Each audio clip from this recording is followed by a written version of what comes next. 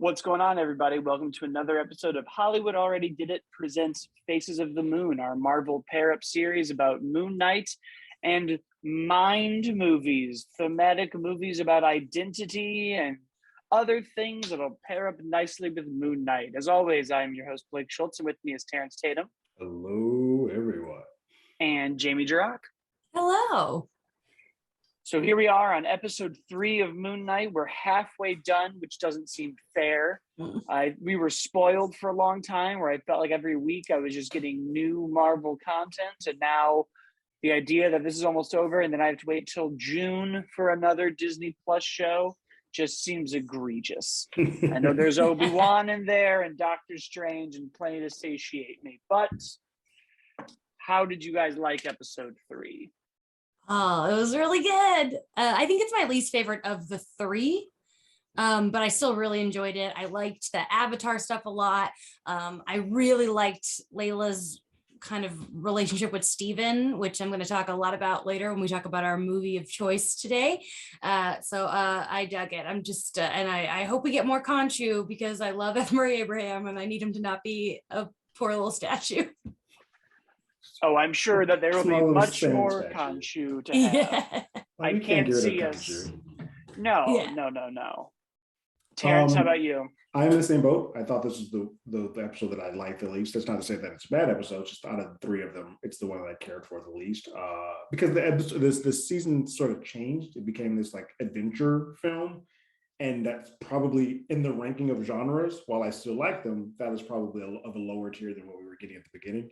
I do like, there's some beautiful stuff that happens in the back end of this with the whole star, like him changing the star line and all that. So that's awesome. I also do love the sort of the hint. They don't really get into it, but there's sort of the hint that Jake is around because neither Steven nor Mark know who the hell is doing the thing. And they're kind of like, well, it wasn't you, it wasn't me, but we don't really kind of get that in this episode. We know who it is. Yeah. People who are not familiar kind of with or have any type of inkling of who Moon Knight is may not know what the hell's going on. No, I agree. I think this one, it certainly wasn't my least favorite. I think episode 2 might be my least favorite. And I think it's because I really dug a lot of the Mummy vibes that I got from this episode. I thought we had a real good time doing adventures through everything.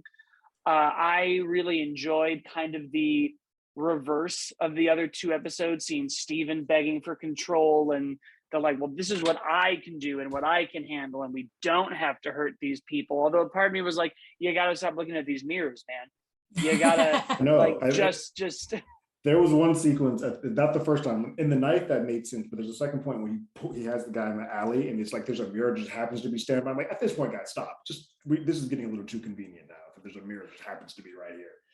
Yeah, that I was like, okay, I get it. This is how they're talking. But like, if you're in control and you need to stop some sort of evil god, maybe don't look at anything reflective. Don't take any risks. Turn off the face activating iPhone. Let's go back. Like, we can stop all of it. I also really we got a lot more lore. This was a big lore dumping episode. I really enjoyed this weird council of gods and their avatars and their relationship. And every time Ethan Hawke is on that screen, he just oozes with this evil charisma. And when he does his whole, I don't know how many people are in there, but we all know Khonshu's losing his mind. He can't even pick an avatar that's one person anymore. Like, he just gaslights all of these gods into being like, I'm not doing it. I'm just walking through where Anuit is buried. I'm not doing anything. It's Khonshu who's insane. Yeah. Please. I agree with Terrence. Everything about stars and moving the sky, I thought was just visually very cool. I also liked that it was something that like everyone could see, and that these gods have very almost similar to Eternals consequences of like, we don't interfere and we don't want to do this.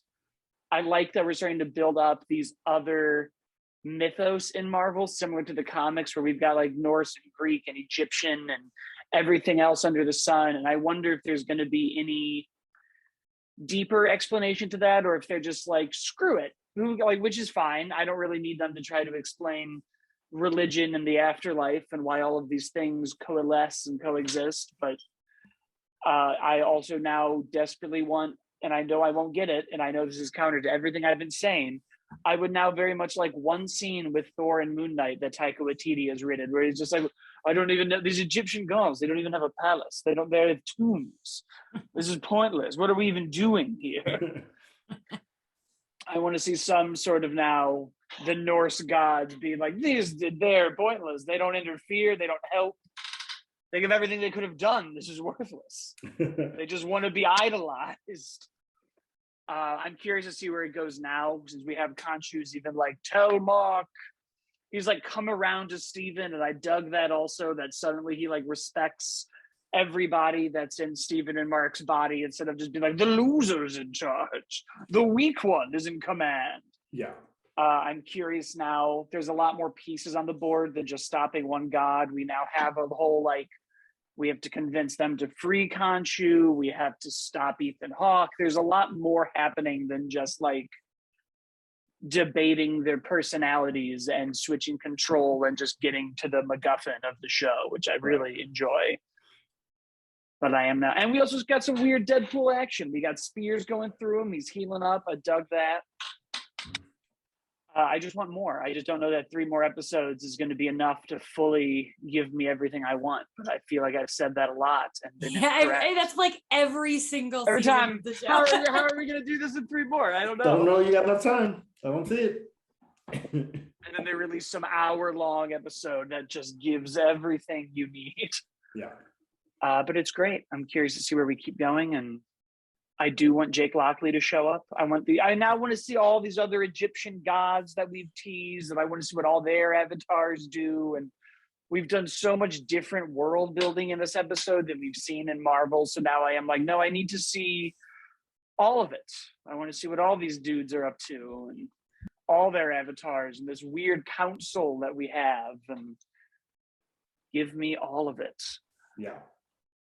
But that's just this episode. We're now halfway done, and we are, of course, pairing it up this week with a movie I had never seen from 2014 with Elizabeth Moss and Mark Duplass, The One I Love, I guess, comedy thriller, I think is how it's described on IMDb. The genre is very aloof and different, but it's so weird because I would say it's a romantic comedy, and then you can't tell them that it's a fantasy comedy or a sci-fi comedy until after the end, because then that's sort of giving away too much. But yes, it's multi-genres.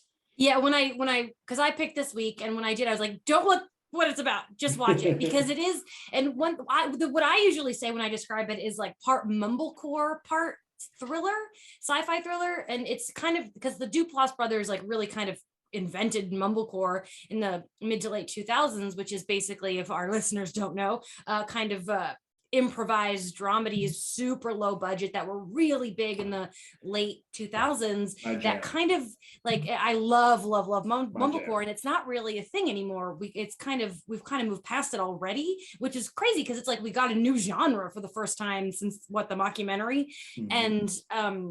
And there are moments, this movie isn't considered like a full mumblecore, but there are moments where like you can tell that Elizabeth and Mark are definitely improvising their scenes. Right. And I really like that about it. But a romantic comedy is an interesting way to describe it. I like that.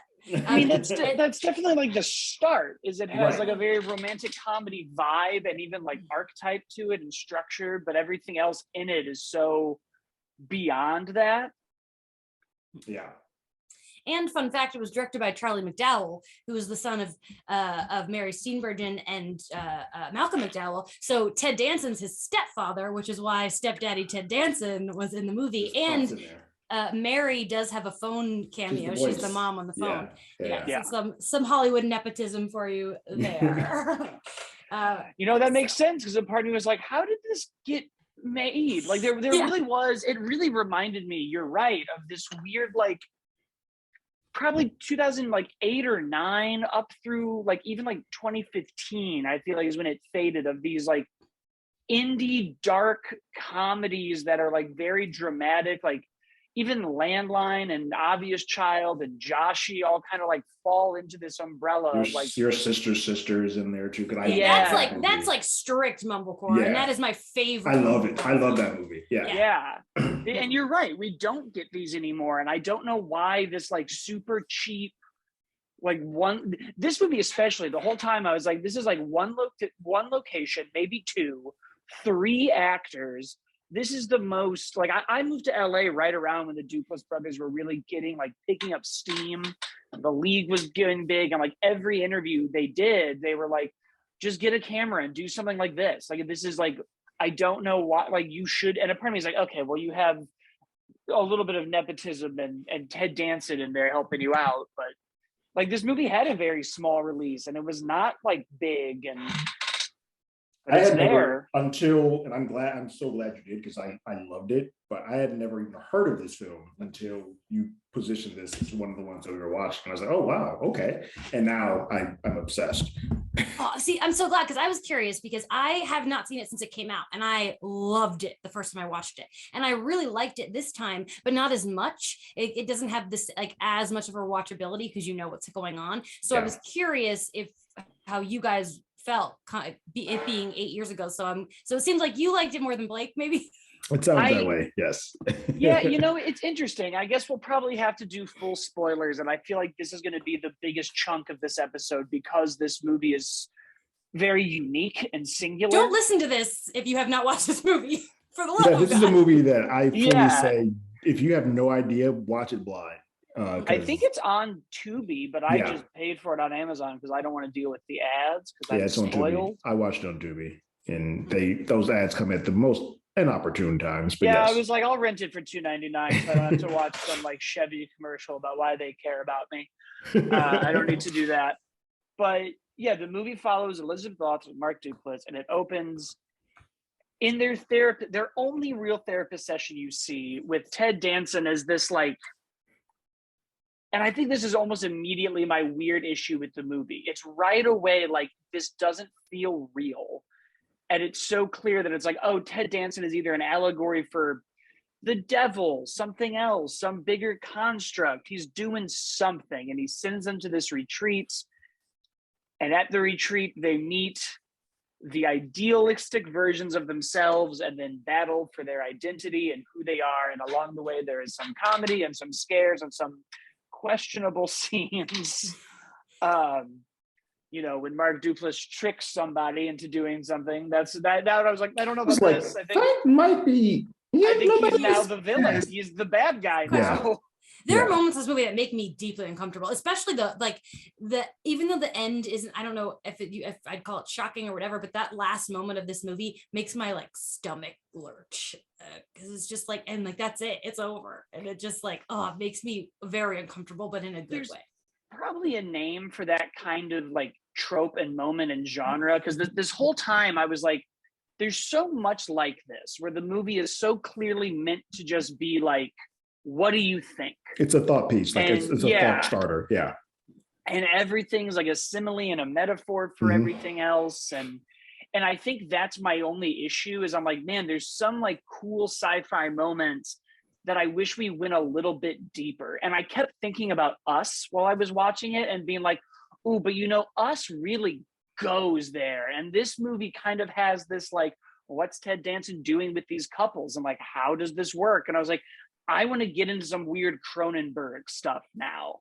Because you get the sense, like, again, full spoilers, my interpretation was that he's like crafting the previous couple to act like them through like cosmetic alterations and training and vocal instructions. And I was like, I kind of want to see him doing some like weird stuff now. Yeah, I took that's exactly what it is. Like the previous couple morphs into the current couple, and then they basically rectify them or fix them, and then they leave, and the current couple takes the previous couple's spot, and then they recreate that over and over and over again. I think this depends on what you're looking for from the film. If you are like me and like more of the romance and the relationship stuff of it, you won't dive so much into the sci-fi, because I get it. I was in that same boat, like, I'd like to know how this worked, but for this particular film, that's not as important as what it is that they're trying to do with the relationship. So it can kind of go, I can see how you got there, because I partly started to head down that way. I was like, nope, that's not what they want me to do. They want me to go with them this way.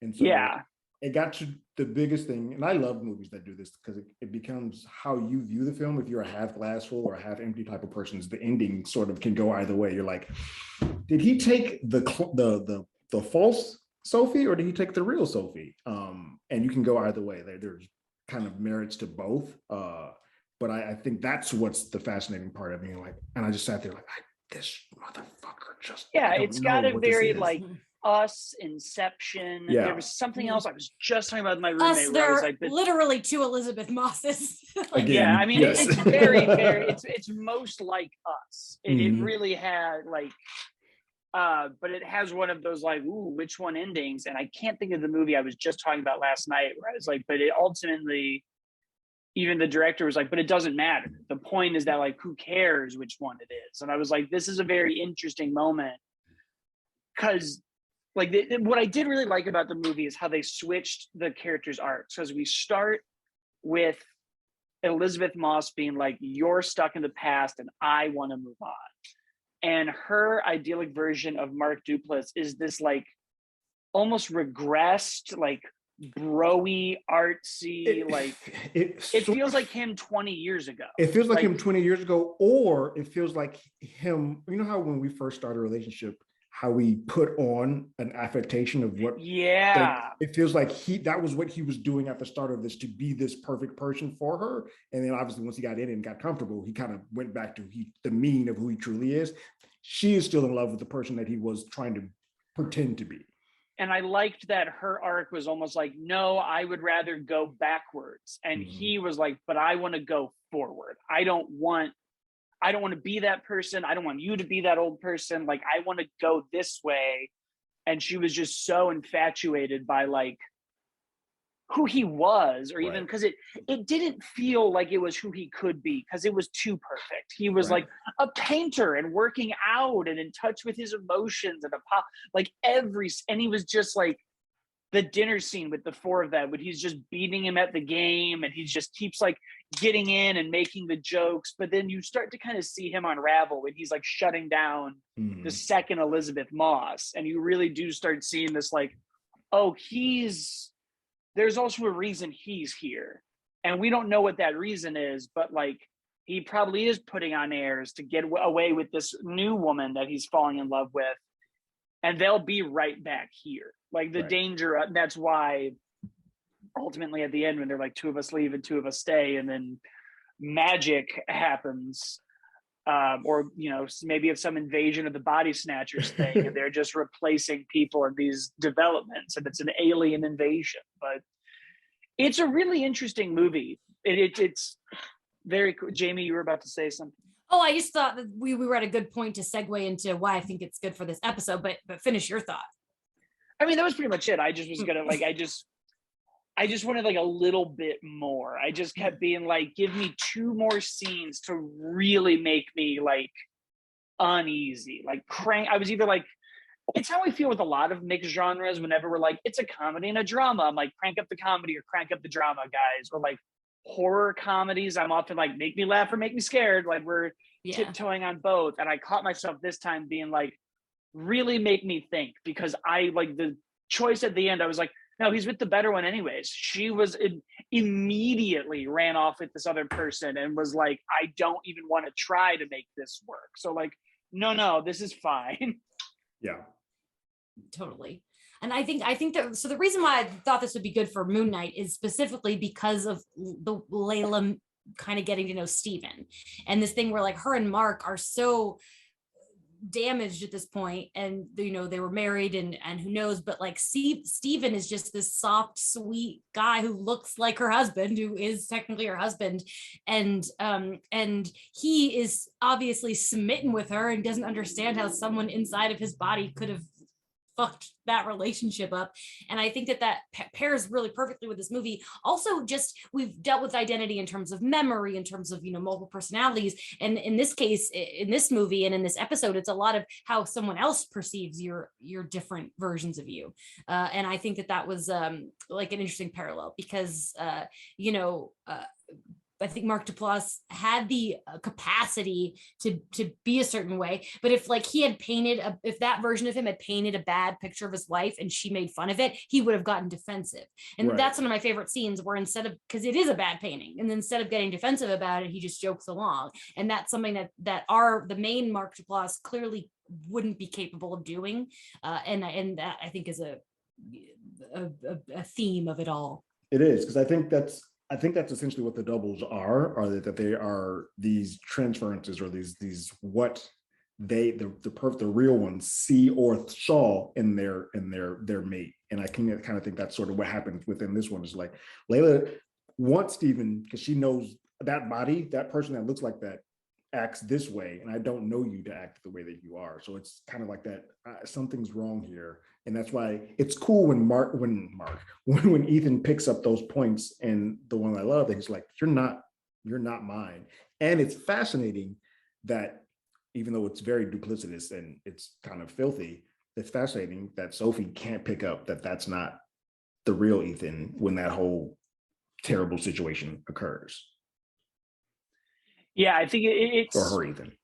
It's funny because it's almost his like fatal flaw of the movie, of being too like, you ruined the magic trick, and you keep always you're playing detective and investigator, like just enjoy this. And I was like, it's kind of interesting that problem he has is what makes him be like, no, we need to get out of this. This is crazy.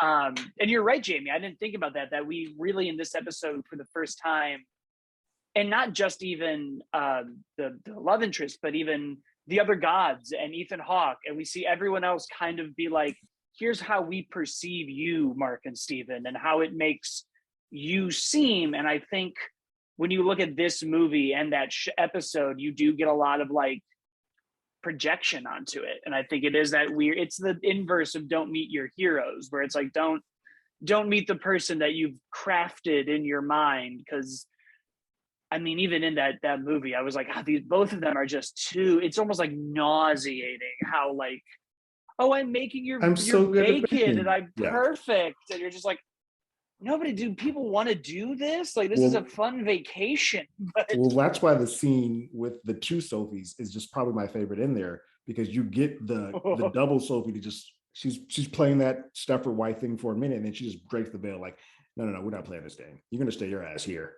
You're going to get your Ethan off of mine, and you're going to watch these damn dishes. I love that was the best scene. And that's also what I mean, where I'm like, give me more. Like now, I think I guess it's not even a problem. I was like, by the time we got to the middle of that movie, I was like, okay, guys, we've had like 4 conversations about the rules and what we're doing and why they're different. And then when we got all 4 of them, I was like, more of this.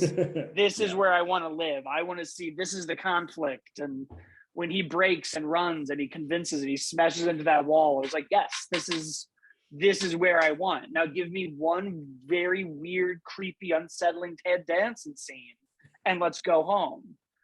We can get him for one more day. Like, we just gotta like, we go to just this empty office and this piano there. But it's fun seeing other people respond to him, and I'm curious how that love interest will change in Moon Knight, of if like her and Mark will resolve it, or if she's going to be like, I don't want you, but I want this other person that's in there. And this is what I'm most interested in Moon Knight, is the romantic conclusion. Like, who does she end up with? Well, I mean, look, he's gonna beat the evil person. Like, right, we know that's going to happen. Khonshu's going to get out. Like, there's things we know. Yeah, I mean, I feel like let her have her cake and eat it too. She could be with both of them. Like, I don't see still why get not. to get this body, but I would rather it be Steven than I do look forward to her relationship with Jake. I like the idea of her like hating Jake. Yeah, I mean, I assume that next week we'll get Jake to show up. I guess this is it feels like in every Marvel show they're like, this is the episode to watch. This is when it really cranks. But also up. No one else saw the final 2, so it's like they're saying that because like they only saw up to 4. Right. Yeah, I was like, that's a good point. Yeah. That the only ones they got out to the reviewers were 4. Yeah. But even like Marvel tends to give out those, like they did WandaVision up to 3, which is where like the big reveal happened. And I think Loki was also like the 3rd or 4th one where it was like, oh my gosh. Like it seems Yeah. like they keep giving the big like twist. So I'm like, oh, whatever's in this episode. And I know Jamie hasn't watched it, but everybody else at her company has. Yeah. And they all say it's good. I'm sure it's great. I'm sure it's going to be. I'm sure Jake's going to show up. We're probably going to get Anuit to pop up somehow. Like the clock's going to start ticking in this one, I imagine. Yeah. I really thought that when she was trying to wake him up in the end, that he was going to wake up Jake. I was really surprised that's not how the episode ended. Yeah, I was like, it's interesting that they're kind of holding on to that third personality, but I wonder if we'll go back and like see the childhood and like all of these other things if we're gonna get some young Oscar Isaac. See where it all began. Yeah. Mhm. But you're right. I now am very in on this. Like, okay, how is this gonna play out? Because Yeah. like, I'm sure it can work. Like, I'm sure that they'll figure it out in some, As- Ryan Murphy thruple She's gonna be like, situation. as long as these parts do the same thing, I'll take whichever one that Mhm. I mean, I don't know that those are very different people. I don't know that they do. They may not do it the same. That's Oh, true. I am sure that Mark is better Oh, 100% than Steven. Yeah. Yeah. 100%. Yeah. Steven's There's probably nothing- very attentive, but like sloppy because he doesn't have Yeah. a lot of practice. Yeah, it's gonna be great. I'm excited to see where it all goes. This was so then while we're still in this movie, Jamie, what's your interpretation? He took the fake Elizabeth Moss home. I think he did. I like that thought because I like when he sits with it horrified, but then he kind of smiles about it. And I liked the thought that it's the wrong Sophie and he's actually happy Okay about with it. He's like, I'm good Yeah. with this. I think it's- because now I it's- guess he bake. Well, it's also two looks, because I think that look at the end, but I also think the look that Elizabeth Moss gives down to the one that is unconscious, the one that the real, what I call the real Sophie, she looks down at that Ethan and you kind of just like, I want to stay with this one. And she's torn. I'm like, yeah, that look is fantastic. Because she's kind of like, I know I should probably go back with you, but this one right here, this one down here is not cheated on me yet. So I'm gonna hang out. I'm gonna stay with. She's this. really great in that. Like, I feel like you asked for the budget. I think was just paying for Elizabeth Moss Give in me- this give me the movie. double- Yeah, And like, Yeah. and I'm a Mark Duplass fan, but he does have a creepy energy to him. That's why he's so good in the film Creep. And so I very rarely see him as like a genuine person. Like I should say nice person, but not like a human being. I mean like a Yeah. genuine kind. So like he always gives me. It's kind of like Peter Sarsgaard. No matter what kind of character those actors are playing, I'm like, I don't trust you. Yeah. But Elizabeth that- Moss can play both really well. She can. Yeah, I think it also kind of goes back to like the weird piano being in sync moment where I was like, oh, the second Elizabeth Moss was in sync with him and was also like, I want to move on and get out of here. I don't want, I don't want to do any of this. And I think in that crazy fast climax, like almost everybody changes what they want. Like the second Mark Duplass just wants to get out. He doesn't care anymore. He's taken the mask off and is like, all of That's you. all of you. I'm out. Right. Yeah, we see then like you're not really clear on the original Elizabeth Moss if she's like convinced by his speech or if she's like, oh, we can, but then changes her mind again. Yeah, we don't We get don't enough know. time with her to answer. We don't get a response from her to the real Ethan's like, this is all this and this and that. She's like, we don't get that because by that point, all hell is breaking loose. But it is also a weird thing when you just start breaking it down as a relationship. And you're like, well, it wasn't working. They're not going to be together anyways. Maybe this other weird couple that was there should have switched. And when the next couple comes, because we don't find Ted Danson, he's just set up off shop somewhere gallivanting else. somewhere else. And we're like, yeah. It's an interesting movie to think about. Yeah, It's no. quick, very fast. It's an hour and a half. You're in and out, but it does posit a lot of questions. But I think you can when you start pulling on that string, you can go down there like, is this magic? Is this voodoo? Tell me more about this person that Pam Vincent is. Because it's very like it's a fun little think piece. Like if you were in a class and you were like relationships and toxicity and who's doing what and like the idea of moving on and the idea of therapy and being in sync with your partner. But then when you kind of just get into the rules of that universe, you are like, oh yeah, there's nothing here. There's not like I haven't watched Us in a long time, but at least they kind of went through the like, no, there's all these tunnels underground and we were doing these experiments and now all of you have this mirror person and they're going to rise up because they're tired of I was like, there was a lot of like logic behind it, and I feel like usually these kind of movies have one big exposition, like aha scene, and I think it's a very artsy mumblecore indie move to be like, no, Yeah. they'll figure it out. But that's how most of those films are in. They're like, we won't deal with all the other stuff. We're talking about this relationship right now. And that almost, I used to kind of dig that when I was younger. And as I'm getting older, I'm like, no, it's going to make your movie better if you just give me that. You're going to go from a B to an A. It totally depends for me on the movie. Unless like, it's a bad explanation. Like if they were like, he's an alien, I'd be like, no, fuck this. Like another post mumblecore sci-fi type Mark Duplass movie be Safety Not Guaranteed, and I won't spoil it, but the fact that they give you an answer at the end was very satisfying to me. Yeah, but I don't mind this one. My big question about this movie is Ted Danson actually trying to help these marriages? Like, is that's like what I mean. I'm like, I don't need to. Like, I just want to know, like, that. I don't care why he's like what he's doing. But like, is his intention to fix marriages, or is he just like a crazy scientist? Right, because I think because of the relationship that we're seeing, it becomes unclear. Because it looks like in the previous ones that it does, like each one sort of comes in, passes on the next one, and they get better, and then they are allowed to leave, and so on and so forth. And that's how it should work. But now with this, the way that this one goes, you're like, is he doing this for sport? Or is he actually trying to fix these people? And I think that's what's missing for me. Like everything with the other two titular characters like works, and their relationship is good, and we're off to the races, and the ending is fun and ambiguous. But I am just like, I just want one more Ted Danson scene. I need to see him like terraforming these people. As you get those audio logs of like, okay, you're close, you're almost there. And I'm like, so what, is he coming here? And like, they looked just different enough. Like the two Mark Duplasses, when I was like, you could sell me that he found actors that look like them. You could sell me that story. And I would be like, that's awesome that he just is finding these like duplicates and putting them in here and having this happen. Right. And then it goes full sci-fi when we're like we get highlight 2 enter and 2 4 enter and 2 leave. Like we're in the Thunderdome all of a sudden. Yeah. Like, and I'm like, okay, so now there is like a magic shield stopping you, which also means there has to be some sort of like, how does the shield know who's ready to move on? You start asking questions like, how does the door to the guest house know which Ethan it is that is entering? Yeah, because and for a while I was like, yeah, you could sell me that these are just really good actors who are like, they're both coming in, we both have to leave, he's coming in, I'll hide. Like there could have been a basement that they were just in. There were a lot of options where I was like, just give me 5 minutes and make me be like, oh my gosh. Like Fresh gave me everything where I was like, great, this is crazy and weird, but there's still some ambiguous stuff. But when we had those creepy questions, they were like, no, Sebastian Stan, he's selling these people.